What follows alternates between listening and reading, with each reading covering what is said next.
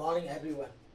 पिछले वाले वीडियो में मैंने बताया था यूक्लिड विभाजन एल्गोरिथम के बारे में। अगर आपने वो वीडियो अगर नहीं देखा होगा, कृपया करके आप उस वीडियो को इसी चैनल में आप देख सकते हो।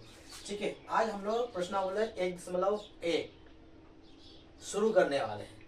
ठीक है, क्लास 10th का प्रश्नावली 1.1। ठीक है, तो इसमें सवाल दिया हुआ है, क्या दिया हुआ है कि निम्नलिखित संख्याओं का एचसीएफ ज्ञात करने के लिए यूक्लिड विभाजन एल्गोरिथम का प्रयोग कीजिए। तो पिछली बार हम लोगों ने पढ़ा था कि आपका यूक्लिड विभाजन एल्गोरिथम क्या है ना। यूक्लिड विभाजन एल्गोरिथम क्या है।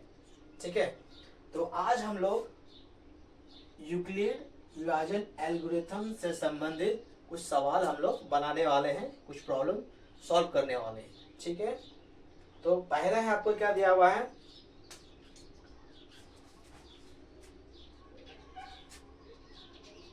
पहला दिया हुआ है कि 135 और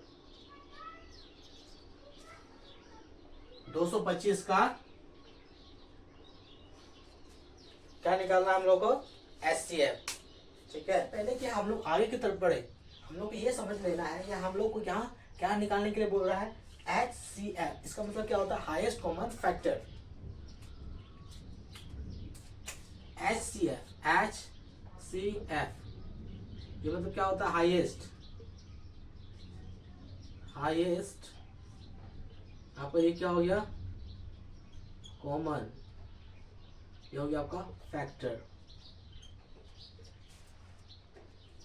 ठीक है, तो जब कभी भी एचसीएफ की बात किया जाता है, इसका मतलब सीधा ये होता है, आपको एकमात्र ऐसी संख्या आपको निकालनी है जो इन दोनों संख्याओं को विभाजित कर सके, दोनों को काट सके।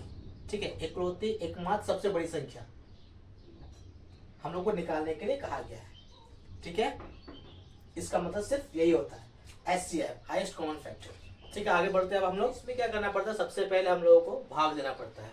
ठीक है, भाग देंगे, ये आपकी छोटी संख्या, ये आपकी बड़ी संख्या है। ठीक है, तो 225 को किससे भाग देना है, 135 से। ठीक है, हो गया। ये कितने बार में जाएगा, एक बार में,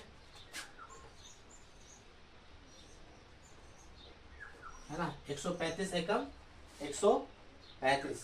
अब माइनस कीजिए, घटाइए इसको, 5 से 5 गया 0। यहाँ क्या है, 2 में 3 घटाना है, घटेगा नहीं घटेगा, ये 3 आपकी बड़ी संख्या है 2 से। तो एक हम लोग यहाँ से एक उधार ले लेते हैं। तो उधार जैसे यहाँ से लिए 2 से 1, ये क्या हो गया आपका 12 हो गया। 12 में 3 घटाना है, कितना बचा, 9। यहाँ पे आपका क्या हो गया, 1 से 1 क्या बचा, 0, मतलब कुछ नहीं बचा है। अब क्या करना है हम लोग को, अब यहाँ शेषफल आपका क्या बच गया, 90। अब यहाँ पे आपका 90 बच गया। अब क्या करना है, इस संख्या को, ये आपका क्या है, भाजक को अभी हम लोग यहाँ पे उतार लेंगे, है ना। तो कितना बार में जाएगा, एक बार में। 90 कब, 90, यहाँ कितना बचा, 5 में अगर 0 घटाएंगे तो 5 बचा। तो यहाँ कितना बच गया आपका, 13 से 9 4, यहाँ कुछ नहीं बचा। ठीक है, अब फिर से इसी चीज को दोहराना है ना। अब यहाँ पे आपका ये क्या है, 90। अब 90 का हम लोग यहाँ पे उतार लेना है भाज्य के रूप में। कितना बार में, 2 बार में। 45 दूनी 90, 45 दूनी आपका 90, मान घटाइएगा तो मतलब यहाँ पे क्या बच गया, 0। ठीक है, अब हम लोग को मालूम है एक चीज, क्या मालूम है कि भाज्य बराबर क्या होता है आपका, भाजक गुना भागफल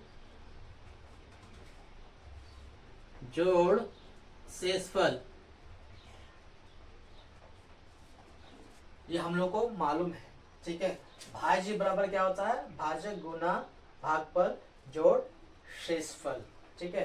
अब हम लोग ये समझना है कि यहाँ पे आपका भाज्य कौन सा है, भागफल कौन सा है, शेषफल कौन सा है, ठीक है, भाजक कौन सा है, ठीक है।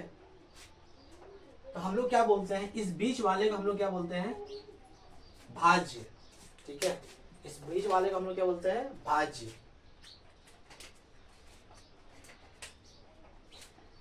ये आपको क्या हो गया, भाज्य, भाज्य। ये आपको क्या होगा, भाजक। ये आपको क्या हो जाता है, भागफल। और यहां जो बचता है इस जगह पर, ये क्या हो जाता है आपका, शेष फल, ठीक है। एक बार फिर से समझ लीजिए, ये जो होता है इस जगह पे जो होता है उसको हम लोग क्या बोलते हैं, भाजक। बीच वाले को हम लोग क्या बोलेंगे, भाज्य। इधर जो आपका आता है ये भागफल हो गया, और यहाँ पे जो बचता है घटाने के बाद ये आपका शेषफल होता है, ठीक है, ठीक है, ओके। अब आप देख लीजिए यहाँ पे क्या बोला, भाज्य बराबर भाजक गुना शेषफल, है ना, सॉरी, भाजक गुना भागफल प्लस शेषफल, ठीक है। ये आपका भाज्य है, ठीक है। भाज्य कितना है आपका, 225 है ना, 225 है। ये आपका क्या है, 225 है। तो भाजक